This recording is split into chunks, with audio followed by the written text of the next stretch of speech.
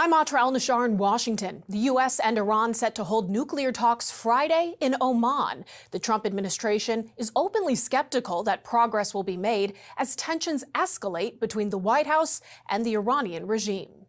In the lead-up to his special envoy and son-in-law meeting with Iran's foreign minister, President Trump issuing a warning to the Iranian regime. Should the supreme leader in Iran be worried right now? I would say he should be very worried, yeah. He should be.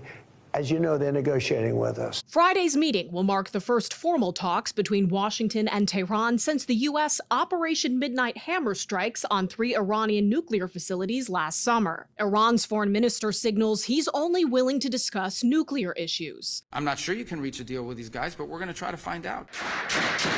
The U.S. has more on its list, not the least of which is the regime's deadly crackdown on protesters. The demonstrations began over the country's collapsing economy. Estimates vary and investigations are ongoing, but thousands of Iranians are believed to have been killed by government security forces. One of the reasons why the Iranian regime cannot provide the people of Iran the quality of life that they deserve is because they're spending all their money, they're spending all their resources of what is a rich country, sponsoring terrorism, sponsoring, all these proxy groups around the world. Ayatollah Ali Khamenei labeling the protests seditious, claiming they were mobilized by the U.S. and Israel. Saying in this translated post, what makes the American character of this movement evident is the statements of the President of the United States. He clearly said to the rioters, go ahead, move forward, I'm coming. The protesters have said, where are the Americans? You promised them we would have their back. Do we still have their back? Well, we've had their back, and look, that country's a mess right now because of us. We went in, we wiped out their nuclear. In the background of these talks are buildups of both American and Iranian military forces in the region. On Thursday, Iranian state TV says Iran seized 2 foreign oil tankers in the Persian Gulf they accuse of smuggling. And on Tuesday, U.S. forces shot down an Iranian drone when they say it aggressively approached an American aircraft carrier in the Arabian Sea. In Washington, I'm Atra El-Nashar.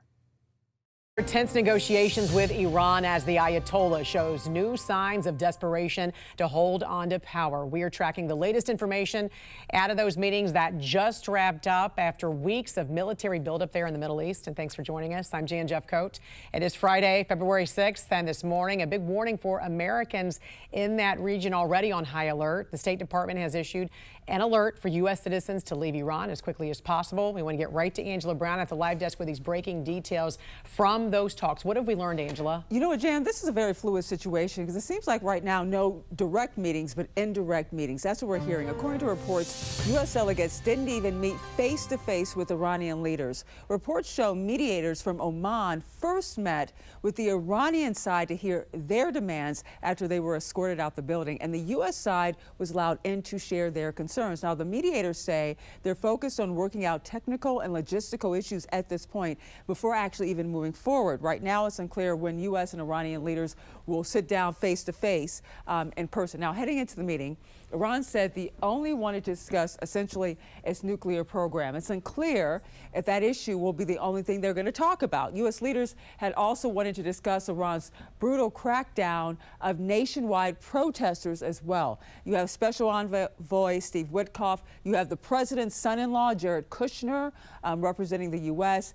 Getting this point to this point that they are right now, wherever they are, apparently was a challenge after Iran changed the location of the meeting at the last minute. Now, the president agreed to the changes in hopes of striking a deal quickly, but is prepared to use other options if something does not materialize.